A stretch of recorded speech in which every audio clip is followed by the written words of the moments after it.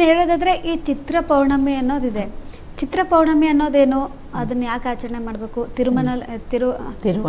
ತಿರುವಣ್ಣಾಮಲೆಯಲ್ಲಿ ಇದನ್ನ ಆಚರಣೆ ಮಾಡ್ತಾರೆ. ಲಕ್ಷಾನುಗಟ್ಟಲೆ ಜನ ಪ್ರದಕ್ಷಿಣೆನ ಹಾಕ್ತಾರೆ. ಇದೆಲ್ಲದ್ರ ಬಗ್ಗೆ ಹೇಳೋದಾದ್ರೆ ಮೊದ್ಲಿಗೆ ನೀವು ಹೇಳ್ಕೊಡ್ಬೇಕಾದ್ರೆ ಚಿತ್ರ ಪೌರ್ಣಮಿ ಅಂದ್ರೆ ಏನು, ಯಾಕೆ ಇದನ್ನ ಆಚರಣೆ ಮಾಡ್ತಾರೆ ಅನ್ನೋದು ಹೇಳ್ಕೊಡಿ. ಹೌದು, ಚಿತ್ರ ಪೌರ್ಣಮಿ ಅಂದ್ರೆ ಏನು, ಅದೇನೋ ಚಿತ್ರ ಮಾಸ ಏನಕ್ಕೋಸ್ಕರ ಮಾಡಬೇಕು ಅಂತ ಅಂದರೆ ಎಲ್ಲ ದೇವತೆಗಳಿಗೂ ಚೈತ್ರ ಮಾಸ ಅನ್ನೋದು ತುಂಬನೇ ಒಂದು ವಿಶೇಷತೆ ಆಗಿದ್ದಂಥ ತಿಂಗಳು. ಹಾಗಾಗಿ ನಾವು ಚೈತ್ರ ಮಾಸ ಅಂತ ಹೇಳ್ತೀವಿ, ಅವರು ಚಿತ್ರ ಮಾಸ ಅಂತಾರೆ. ಕೇರಳದಲ್ಲೂ ಚೈತ್ರ ಮಾಸ ಅಂತ ಹೇಳ್ತಾರೆ, ಈ ಥರ ಆಂಧ್ರದಲ್ಲೂ ಚೈತ್ರ ಮಾಸ ಅಂತ, ಈ ಥರ ಒಂದೊಂದು ಭಾಷೆಯಲ್ಲೂ ಒಂದೊಂದು ರೀತಿ. ಆದರೆ ಡೇಟ್ ಡಿಫ್ರೆಂಟ್ ಬರುತ್ತೆ, ಡೇಟು ಡಿಫ್ರೆಂಟ್ ಆಗುತ್ತೆ ವಿನಃ ಬೇರೆ ಏನಿಲ್ಲ. ನೋಡಿ ಏನಕ್ಕೆ ಏನು ವಿಶೇಷತೆ, ಈ ಪೌರ್ಣಮಿ ಏನಕ್ಕೆ ಬಂತು ಅಂತ ಅಂದ್ರೇ ಅಗ್ನಿದೇವ ಅವತಾರ ಮಾಡಿದ್ದಂಥದ್ದೇ ಮಹಾಶಿವರಾತ್ರಿ ದಿನ ಮಾಡಿದ್ದಂಥದ್ದು. ಆ ಶಿವರಾತ್ರಿ ದಿನ ಮಾಡಿದ್ಮೇಲೆ ಅಗ್ನಿದೇವ ಶಿವರಾತ್ರಿ ದಿವಸ ಅಗ್ನಿದೇವ ಅವತಾರ ಮಾಡಿದ್ದಂಥದ್ದು ಮುಗಿದ್ಮೇಲೆ ಅಮಾವಾಸ್ಯೆ ಇತ್ತು, ಮುಗಿದ್ಮೇಲೆ ಪೌರ್ಣಮಿ ಬರುತ್ತೆ. ಆ ಪೌರ್ಣಮಿ ದಿವಸನೇ ಪಾರ್ವತಾ ಸ್ವರೂಪಿಣಿ ಪಾರ್ವತಾದೇವಿ, ಆ ಜಗನ್ಮಾತ ಜಗಜ್ಜನನಿ ಆದಿಶಕ್ತಿ ಒಂದು ಪ್ರದಕ್ಷಿಣೆ ಬರ್ತಾರೆ. ಒಂದು ಪ್ರದಕ್ಷಿಣೆ ಬರುವಾಗ ಚಂದ್ರ ಬೆಳಕನ್ನು ಕೊಟ್ರಂತೆ ಆ ತಾಯಿಗೆ. ಬೆಳಕನ್ನು ಕೊಟ್ಟಾಗ ಆ ತಾಯಿ ನೋಡಿ ಎಷ್ಟು ವಿಶೇಷತೆ ಇರುತ್ತೆ ಅಂದರೆ, ಆ ಪೌರ್ಣಮಿ ದಿವಸ ಬೇಕಾದಷ್ಟು ನಮಗೆ ಬಂದಿರೋ ಅಂಥ ಕಷ್ಟಗಳು ಹೇಳಕ್ಕೆ ಸಾಧ್ಯ ಇರಲ್ಲ. ಆ ತಾಯಿನ ಒಂದು ಸೆಕೆಂಡ್ ಪ್ರಾರ್ಥನೆ ಮಾಡಿ ಆ ಗಿರಿವನ ಒಂದು ಪೌರ್ಣಮಿ ದಿವಸ ಪ್ರದಕ್ಷಿಣೆ ಮಾಡುವಾಗ ಆ ಪೌರ್ಣಮಿಗೆ ಅಷ್ಟು ಪವರ್ ಇರುತ್ತಂತೆ. ನೋಡಿ ಅದಕ್ಕೆ ಹೇಳೋದು ಪ್ರಥಮೆ ಅಂತ ಹೇಳ್ತೀವಿ. ಪ್ರಥಮೆ ಅನ್ನೋಂಥದ್ದು ನಮಗೆ ಬಂದು ಇವಾಗ ಶುಕ್ಲ ಪಕ್ಷ ಅಂತ ಹೇಳ್ತೀವಿ, ಕೃಷ್ಣ ಪಕ್ಷನೂ ಹೇಳ್ತೀವಿ. ಕೃಷ್ಣ ಪಕ್ಷದಲ್ಲಿ ನಾವು ಏನೇನು ಬೇಕೋ ಎಲ್ಲನೂ ಮಾಡೋಕ್ಕೆ ಸ್ವಲ್ಪ ಯೋಚನೆ ಮಾಡ್ತೀವಿ. ಅದೇನೇ ಶುಕ್ಲ ಪಕ್ಷದಲ್ಲಿ ಎಲ್ಲನೂ ಸ್ಟಾರ್ಟ್ ಮಾಡ್ಕೊತೀವಿ. ಹಾಗಾಗಿ ಒಂದೊಂದು ರೀತಿಲೇ ಬರ್ತಾ ಇರುತ್ತೆ. ಈ ಪೌರ್ಣಮಿ ಅಂತ ಬಂದಮೇಲೆ ಆ ತಾಯಿ ಪ್ರದಕ್ಷಿಣೆ ಮಾಡೋ ಅಂಥ ಟೈಮಲ್ಲಿ ಪೌರ್ಣಮಿ ಆಗಿದ್ದರಿಂದ ಅದಕ್ಕೆ ತುಂಬಾ ವಿಶೇಷತೆ ತುಂಬಿಸಿದ್ದಾರೆ. ಈ ಒಂದು ಚೈತ್ರ ಪೌರ್ಣಮಿನ ಆ ಚೈತ್ರ ಪೌರ್ಣಮಿ ದಿವಸನೇ ಆ ತಾಯಿ ಪ್ರದಕ್ಷಿಣೆ ಬಂದಿದ್ದು.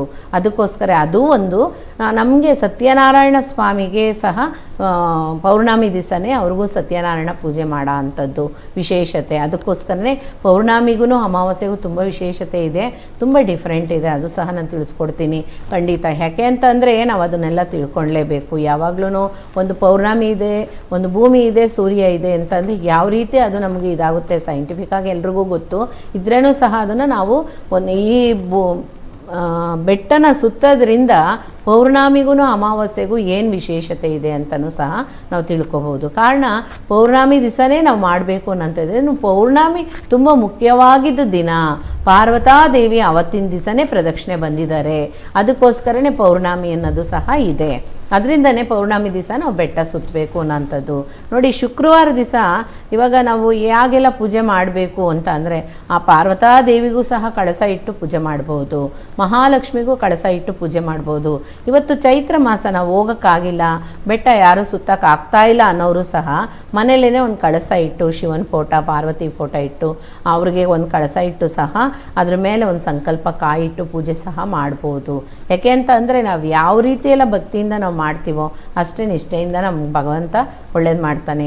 ಈ ಪೌರ್ಣಮಿ ಅನ್ನೋ ಅಂಥದ್ದು ಏನು ಅಂತ ಅಂದರೆ, ಪೌರ್ಣಮಿ ದಿವಸ ಪವರ್ಫುಲ್ ಇರುತ್ತೆ ಅಂತ ಹೇಳ್ತಾರೆ. ಒಂದು ಯಂತ್ರ ಮಾಡೋದಾಗಲಿ, ನೋಡಿ ಸಂತಾನ ಯಂತ್ರ ಮಾಡೋದಾಗಲಿ, ಭೀತಿ ಯಂತ್ರ ಮಾಡೋದಾಗಲಿ, ಸರ್ವಸಿದ್ಧಿ ಯಂತ್ರ ಮಾಡೋದಾಗಲಿ, ಸಕಲ ಗಾಯತ್ರಿ ಯಂತ್ರ ಮಾಡೋದಾಗಲಿ, ಸರಸ್ವತಿ ಯಂತ್ರ ಮಾಡೋದಾಗಲಿ, ಈ ಥರ ಸಕಲವೂ ಬೇಕಾದಷ್ಟಿದೆ ಯಂತ್ರಗಳು. ಹೇಳಬೇಕು ಅಂದರೆ ಅದು ನಮಗೆ ಟೈಮ್ ಸಾಲೋದಿಲ್ಲ.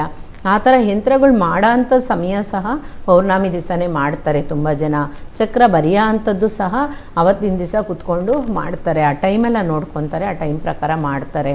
ಎಲ್ರಿಗೂ ಸಾಮಾನ್ಯ ಗೊತ್ತಿರುತ್ತೆ.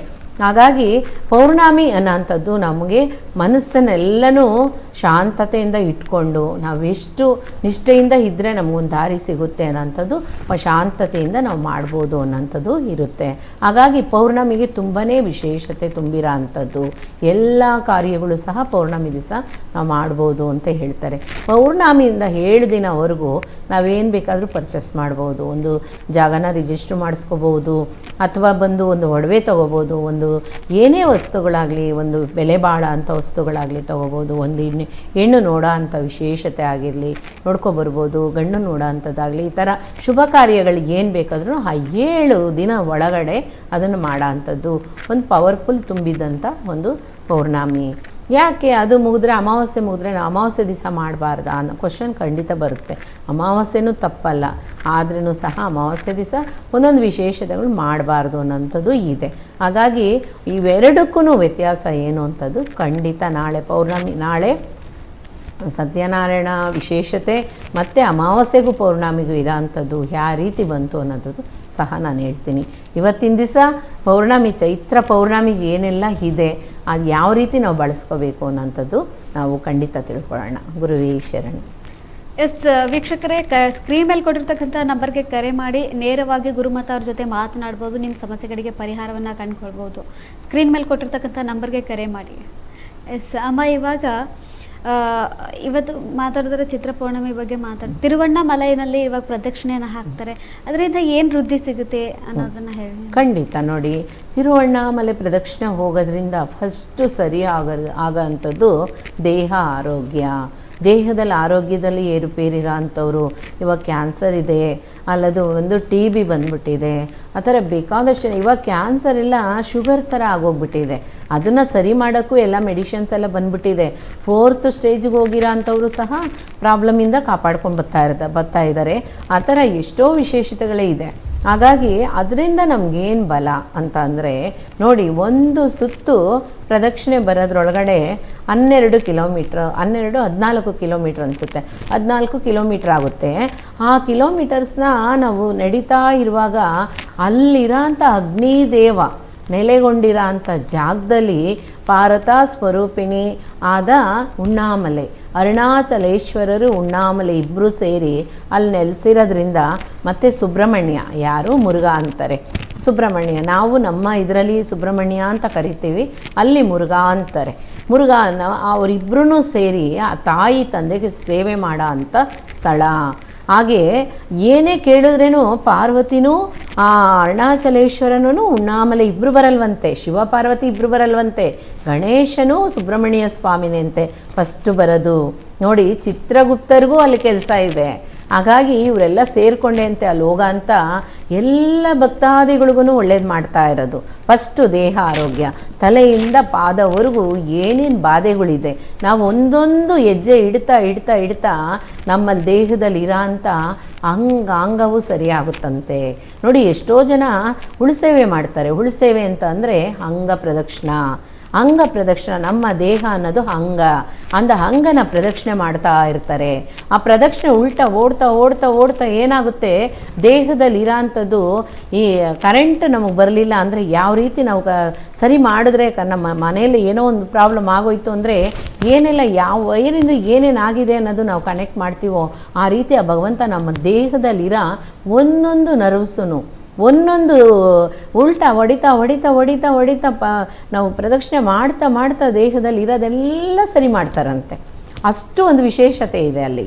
ಅದಕ್ಕೆ ಆ ಭೂಮಿನ ಫುಲ್ಲು ನೋಡಿ, ಆ ಪ್ರದಕ್ಷಿಣೆ ಬರೋ ಅಂಥ ಜಾಗದಲ್ಲಿ ನಮ್ಮ ಸೂಪರ್ ಸ್ಟಾರ್ ರಜನಿಕಾಂತ್ ಸರ್ ಅಲ್ಲಿ ಲೈಟ್ಗಳನ್ನ ಹಾಕ್ಕೊಟ್ಟಿದ್ದಾರೆ. ಫುಲ್ ಬೇಕಾದಷ್ಟು ಲೈಟ್ಗಳು ಉರಿತಾನೆ ಇರುತ್ತೆ, ಕತ್ಲಾಗಿರುತ್ತೆ, ನಾವು ಹೋಗೋಕ್ಕಾಗಲ್ಲ ಅನ್ನೋ ಭಯನೇ ಬೇಕಾಗಿಲ್ಲ. ಅಷ್ಟು ಎಲ್ಲ ಅನುಕೂಲತೆ ಮಾಡಿಕೊಟ್ಟಿದ್ದಾರೆ, ಅಷ್ಟು ಶುದ್ಧವಾಗೂ ಇರುತ್ತೆ. ಇವತ್ತಿನ ದಿವಸ ಅನ್ನದಾನ ನಡೀತಾ ಇರುತ್ತೆ. ಅಲ್ಲಿ ಇನ್ನೊಂದು ಏನು ಅಂತಂದರೆ, ನಮ್ಮ ದೇಹದಲ್ಲಿ ಇರೋ ಅಂಥ ಅಂಗನೂ ಸರಿಯಾಗೋ ಅಂಥದ್ದು ಫಸ್ಟು. ಎರಡನೇದು ಹೇಳ್ಬೇಕು ಅಂತಂದರೆ, ಎಷ್ಟೇ ನಮ್ಮ ಕಾಲುಗಳು ಬರ್ತಾ ಇಲ್ಲ ನಡೆಯೋದಕ್ಕೆ, ಶಕ್ತಿ ಇಲ್ಲ, ಬಲವೀನತೆ ಆಗ್ತಾ ಇದ್ದೀನಿ ನಾನು ಅಂತ ಅನ್ನೋರು ಫಸ್ಟ್ ಅಲ್ಲಿಗೆ ಹೋಗ್ಬಿಡಿ. ಅದೇ ರೀತಿ ಬ್ಲಡ್ ಟೆಸ್ಟಲ್ಲಿ ಡಾಕ್ಟ್ರ್ ಹೇಳಿರ್ತಾರೆ ನಿಮಗೇನೋ ಒಂದು ಪ್ರಾಬ್ಲಮ್ ಇದೆ, ದೊಡ್ಡದಾಗಿ ಸಿವಿಯರಾಗಿ ಆಗ್ತಾ ಇದೆ ಅನ್ನೋರು ಖಂಡಿತ ಅಲ್ಲೋಗಿ ಒಂದು ಟೈಮು ನೀವು ದರ್ಶನ ಮಾಡಿ, ಭಗವಂತನ ಪ್ರದಕ್ಷಿಣೆ ಮಾಡೋಕ್ಕೆ ಶಕ್ತಿ ಇದ್ದರೆ ಮಾಡಿ, ಇಲ್ಲ ಅಂತಂದರೆ ಒಂದು ಆಟೋದಲ್ಲಿ ಕೂತ್ಕೊಂಡು ಪ್ರದಕ್ಷಿಣೆ ಮಾಡಿಬಿಟ್ಟು ಅಲ್ಲಲ್ಲೇ ನಿಂತು ನಮಸ್ಕಾರ ಮಾಡ್ಕೊಬನ್ನಿ. ಕಾರಣ ಏನು ಅಂತಂದರೆ, ಫಸ್ಟು ಆಗಬೇಕಾಗಿರೋದು ದೇಹ ಆರೋಗ್ಯ ಕೊಡ್ತಾರೆ. ಎರಡನೇದು ನಮಗಿರೋ ಅಂಥ ದೋಷ ನೋಡಿ, ಫಸ್ಟು ದೋಷ ನಾವು ಮಾತಾಡೋ ಅಂಥ ಮಾತಲ್ಲೇ ದೋಷ ಇದೆಯಂತೆ, ನಾವು ಮಾಡೋ ಅಂಥ ಕೆಲಸದಲ್ಲೇ ದೋಷ ಇದೆಯಂತೆ. ಇವಾಗ ನನ್ನ ಫ್ರೆಂಡು ತುಂಬ ಕ್ಲೋಸ್ ಫ್ರೆಂಡ್ ಒಬ್ಬರಿದ್ದಾರೆ ಅಂತ ಇಟ್ಕೊಳ್ಳಿ, ಅವ್ರು ಏನು ಮಾಡಿ ಮಾಡಿರ್ತಾರೆ, ಅಮ್ಮ ನಾನು ಇವಾಗ ಬರ್ತೀನಿ, ನೀವು ಮನೇಲಿ ಇರ್ತೀರಾ, ನಾನು ಬರ್ತೀನಿ ಇಷ್ಟು ಗಂಟೆಗೆ ಅಂತ ಹೇಳ್ಬಿಟ್ಟು ಆ ಟೈಮ್ ಒಳಗಡೆ ಬರೋಕ್ಕಾಗಲಿಲ್ಲ ಅಂತ ಅಂದ್ಬಿಟ್ಟು ಲೇಟಾಗಿ ಬರ್ತಾರಂತೆ. ಆ ಟೈಮ್ ಒಳಗಡೆ ಇದ್ದಿದ್ದಂಥದ್ದು ಏನು ನಾನು ಮುಖ್ಯವಾಗಿ ನಾನು ಮಾಡಬೇಕಾಗಿತ್ತೋ ಅದನ್ನು ಅವರಿಂದ ತಡೆ ಬಂದಿದ್ದಕ್ಕೆ, ಅದೂ ಸಹ ನನಗೆ ತಡೆ ಆಗಿದ್ದಕ್ಕೆ ಅದು ಸಹ ಅವ್ರಿಗೆ ದೋಷವಾಗೇ ಹೋಗುತ್ತಂತೆ. ನಾನು ನಿಟ್ಟುಸಿರು ಬಿಟ್ಟೆ ಅಂದರೆ ಅದು ಪಾಪವಾಗಿ ಮಾರುತ್ತಂತೆ. ನೋಡಿ ಯಾಗೆಲ್ಲ ಇದೆ. ಅದಕ್ಕೆ ಹೇಳೋದು, ಮನೇಲಿ ಕೂತ್ಕೊಂಡು ಯಾವಾಗಲೂ ಸೋಫಾದಲ್ಲಿ ಕೂತ್ಕೊಂಡು ನಿದ್ದೆನೂ ಮಾಡಬಾರ್ದು, ಅದೇ ರೀತಿ ತೂಗಿಸ್ಬಾರ್ದು, ಅದೇ ರೀತಿ ಹೆಣ್ಮಕ್ಳು ಯಾವಾಗ ನೋಡಿದ್ರೆ ಅಳ್ಳೂಬಾರ್ದು, ಅದೇ ರೀತಿ ಸಂಜೆ ಆಯಿತು ಅಂದರೆ 6 ಗಂಟೆಗೆ ನಿದ್ದೆ ಮಾಡಬಾರ್ದು. ಇದೆಲ್ಲನೂ ನಾವು ಮಾಡಿದಿರ ನಿಟ್ಟುಸಿರು ಬಿಡೋದು. ಯಾವಾಗ ನೋಡಿದ್ರೆ ಒಬ್ಬೊಬ್ಬರು ಅಂತ ಉಸಿರು ಬಿಡ್ತಾರೆ, ತುಂಬಾ ಉಸಿರು ತಗೊಂಡು ಉಸಿರು ಮನೆಗೆಲ್ಲ ಕೇಳಿಸ್ಬೇಕು, ಆ ರೀತಿ ಮಾಡ್ತಾರೆ. ಮಾಡಬಾರ್ದು. ಇದೆಲ್ಲನೂ ಅರಿಗುರಿ ಒಂದು ದೋಷಕ್ಕೆ. ಅದೇ ರೀತಿ ನೋಡಿ, ಇದೆಲ್ಲನೂ ಪಾಪನೇ, ಖಂಡಿತ ದೋಷ ಆಗುತ್ತೆ, ಅದೇ ಶಾಪ ಆಗುತ್ತೆ. ನಾವೇನೆಲ್ಲ ಇವತ್ತಿನ ದಿವಸ ಮಾಡಿರ್ತೀವೋ ಅದೇನೇ ನಾಳೆ ಬೆಳಗ್ಗೆ ನಮ್ಗೆ ಅದೇನೇ ರಿಪೀಟ್. ಯಾವಾಗಲೂ ನೋಡಿ ಯಥಾರಾಜ ತಥ ಪ್ರಜಾ ಅಂತಾರೆ. ನಮ್ಮ ಏನೆಲ್ಲ ಮಾಡ್ತೀವೋ ಅದೇ ನಮಗೆ ಬಂದು ಸೇರುತ್ತೆ ಅಂತಾರೆ. ಅದಕ್ಕೆ ಅದು ದೋಷ ಹೋಗುತ್ತೆ. ನಮ್ಮ ಸೋಂಬೇರಿತನ ಫಸ್ಟು ನಮ್ಮ ದೇಹದಲ್ಲಿರೋಂಥ ಸೋಂಬೇರಿತನ ಹೊರಟೋಗುತ್ತೆ. ಅದೇ ರೀತಿ ದೋಷಗಳು, ಪಾಪಗಳು, ಶಾಪಗಳು ಎಲ್ಲ ಹೋಗುತ್ತಂತ ಅಲ್ಲೋದ್ರೆ ಕಾರಣ ಆ ಭಗವಂತ ನೆಲೆಸಿರೋ ಅಂಥ ಅಲ್ಲಿ ಅಗ್ನಿದೇವ ನಮ್ಮಲ್ಲಿರೋ ಅಂಥದ್ದು ಏನೇನೆಲ್ಲ ಕೆಟ್ಟದಿದೆಯೋ ಅದೆಲ್ಲನೂ ಅವರು ಭಸ್ಮ ಮಾಡಿಬಿಡ್ತಾರಂತೆ. ಅಗ್ನಿ ಸ್ವಾಹ ಆಗೋಗ್ಬಿಡುತ್ತೆ. ಅದಕ್ಕೋಸ್ಕರನೇ ಅಲ್ಲಿ ಮುಖ್ಯವಾಗಿ ಚೈತ್ರ ತಿಂಗಳಲ್ಲಿ ಹೋದರೆ ತುಂಬಾ ವಿಶೇಷತೆ ಪೌರ್ಣಮಿ. ಹಾಗಾಗಿ ಅದೇ ರೀತಿ ಇಲ್ಲ ಈ ತಿಂಗಳಲ್ಲಿ ನನಗೆ ಹೋಗೋಕ್ಕಾಗಲಿಲ್ಲ ಅಂದ್ರೇನೂ ಸಹ ಬರೋ ತಿಂಗಳ ಪೌರ್ಣಮಿಗೆ ಹೋಗ್ಬೋದು. ಆವಾಗಲೂ ಹೋಗಿ ನೀವು ದರ್ಶನ ಮಾಡಿ ಭಗವಂತನ ಪ್ರದಕ್ಷಿಣೆ ಮಾಡ್ಬೋದು. ನೋಡಿ ಬ್ರಹ್ಮದೇವನಿಗೂ ವಿಷ್ಣುಗೂ ಅಲ್ಲಿ ಸಿಕ್ಕಿದಂಥ ಮೋಕ್ಷನೂ ಇದೆ. ಬ್ರಹ್ಮ ಕೊಳ ಅಂತ ಹೇಳ್ತಾರೆ. ಕೊಳ ಅಂತ ಅಂದರೆ ಅದು ಪುಷ್ಕರಣಿ. ಪುಷ್ಕರಣಿ ಅಂದರೆ ನಾವು ಹೇಳ್ತೀವಿ ಕಲ್ಯಾಣಿ ಅಂತ ಹೇಳ್ತೀವಿ, ಕಲ್ಯಾಣಿ ಅಂತ ಹೇಳ್ತೀವಿ, ಪುಷ್ಕರಣಿ ಅಂತ ಹೇಳ್ತೀವಿ, ಕೊಳ ಅಂತ ಹೇಳ್ತೀವಿ. ಈ ಥರ ಅಲ್ಲಿ ಆ ನೀರೇ ವ್ಯತ್ಯಾಸ ಕಲರ್ ಆಗಿರುತ್ತೆ.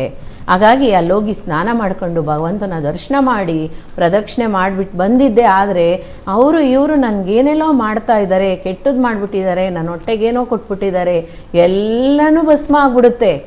ನೋಡಿ ಒಂದೊಂದು ಯಾಕೆ ಅಂದರೆ ಅಗ್ನಿದೇವನಿಂದ ಸುಟ್ಟಾಕ್ತಾರೆ. ಆ ಅಗ್ನಿದೇವ ನಮ್ಮ ದೇಹದಲ್ಲಿ ಏನೇನಿದೆಯೋ ಕೆಟ್ಟದ್ದು ಅಷ್ಟನ್ನು ಭಸ್ಮ ಮಾಡಿಬಿಡ್ತಾರೆ.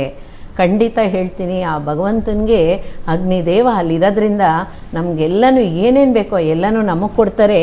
ನಮ್ಮಲ್ಲಿರೋ ಅಂಥದ್ದು ಭಗವಂತ ತಗೊತಾನೆ. ಅದಕ್ಕೆ ಅರ್ಥ ಏನು ಅಂದರೆ ನಾವು ತಗೊಂಡೋಗಿದ್ದೇನು ಕರ್ಮ, ನಾವು ತಗೊಂಡೋಗಿರೋದೇನು ಪಾಪ, ನಮ್ಮ ಹತ್ರ ಇರೋದೇನು ಶಾಪ, ನಮ್ಮ ಹತ್ರ ಬಂದಿದ್ದೇನು ದೋಷ, ಎಲ್ಲನೂ ಸಂಕಲ್ಪ ಭಗವಂತನಿಗೆ ಹೋಗುತ್ತಂತೆ. ಭಗವಂತ ಸಂಕಲ್ಪ ನಮಗೆ ಮಾಡ್ತಾರಂತೆ. ಏನಂತ? ನೀನು ಆಯುಷ್ಮಾನ್ ಭವ ಆಗಿರು, ಆರೋಗ್ಯ ಪ್ರಾಪ್ತಿ ಆಗಲಿ, ನಿನಗೆ ಕಲ್ಯಾಣವಾಗಲಿ ಅಂತ ಹೇಳ್ತಾರಂತೆ. ಕಲ್ಯಾಣವಾಗಲಿ ಅಂದರೆ ಮದುವೆ ಅಲ್ಲ, ನೀನು ಕಾಲಪೂರ ಚೆನ್ನಾಗಿರುವಂಥ ಅರ್ಥ. ಈ ಕಲ್ಯಾಣ ಪ್ರಪಂಚದೊಳಗಡೆ ನೀನು ಚೆನ್ನಾಗಿರೋಂಥ ಅರ್ಥ. ನೋಡಿ ಆ ಭಗವಂತ ಎಷ್ಟು ಆಶೀರ್ವಾದ ಕೊಡ್ತಾರೆ. ಅದೇ ಹೇಳೋದು, ಎಲ್ಲಿದ್ದಾರೆ ಭಗವಂತ ಅನ್ನೋದು ಮುಖ್ಯನೇ ಅಲ್ಲ, ಆ ಭಗವಂತನಿಂದ ಏನು ಶಕ್ತಿ ನಮಗೆ ಸಿಗಬೇಕು ಅದು ಶ್ರೇಷ್ಠ. ಖಂಡಿತ ಎಲ್ಲರೂ ಹೋಗಿ ಆ ಭಗವಂತನ ಆಶೀರ್ವಾದ ತಗೊಳ್ಳಿ. ಒಬ್ಬೊಬ್ರು ಏನಿಂದ್ರೆ ನೊಂದು ಹೋಗ್ತಾ ಇದ್ದೀರೋ, ನೀವಲ್ಲ ನಾನಲ್ಲ, ಎಲ್ಲರೂ ಸಹ ಭಗವಂತನ ಆಶೀರ್ವಾದ ಖಂಡಿತ ಬೇಕಾಗಿದೆ. ನಾನು ನೋಡಿ ಕ್ರಿಶ್ಚಿಯನ್ ದೇವಸ್ಥಾನಕ್ಕೂ ಹೋಗ್ತೀನಿ, ಮುಸ್ಲಿಂ ದೇವಸ್ಥಾನಕ್ಕೂ ಹೋಗ್ತೀನಿ, ಹಿಂದೂ ದೇವಸ್ಥಾನಕ್ಕೂ ಹೋಗ್ತೀನಿ. ಯಾಕೆಂದರೆ ನಮ್ಮ ರಾಯರು ನಾನು ಏನೆಲ್ಲ ಎಚ್ಚರಿಕೆ ಕೊಡ್ತಾರೋ ಅದನ್ನು ನಾನು ಮಾಡ್ತಾನೇ ಇರ್ತೀನಿ. ನಾನು ಯಾರೂ ತಡೆಯೋಕ್ಕೂ ಆಗಲ್ಲ. ಕಾರಣ ಏನು ಅಂತಂದರೆ ನನಗೇನೆಲ್ಲ ಸೂಕ್ಷ್ಮ ತೋರಿಸ್ತಾರೋ ಅದನ್ನು ಕಡ್ಡಾಯವಾಗಿ ನಾನು ಮಾಡ್ತೀನಿ. ಕಾರಣ ಏನು ಅಂತಂದರೆ ಅದೇ ಏಕಚಕ್ರಂ ಸದಾಭೋಗಿ. ಭಗವಂತ ಯಾವಾಗಲೂ ಒಂದೇ ಮನಸ್ಸು, ಒಂದೇ ರೀತಿ, ಒಂದೇ ದಾರಿ. ನಾವು ಮಾತ್ರನೇ ಚೇಂಜ್ ಆಗ್ತಾ ಇರ್ತೀವಿ. ಅದರಿಂದ ನಮ್ಮ ಮನಸ್ಸಿನ ಸಂಚಲ ಇರೋ ಅಂಥದ್ದನ್ನು ಸರಿಪಡಿಸ್ಕೋಬೇಕು ಅಂದರೆ ಆ ಗಿರಿವನ ಸುತ್ತಬೇಕು. ಆ ಗಿರಿವನ ಸುತ್ತ ಅಂಥ ಟೈಮಲ್ಲಿ ನೋಡಿ ಖಂಡಿತ ಅಲ್ಲಿರೋ ಅಂಥ ತಂಗಾಳಿ ನಮ್ಮ ದೇಹಕ್ಕೆ ಬರುತ್ತಂತೆ.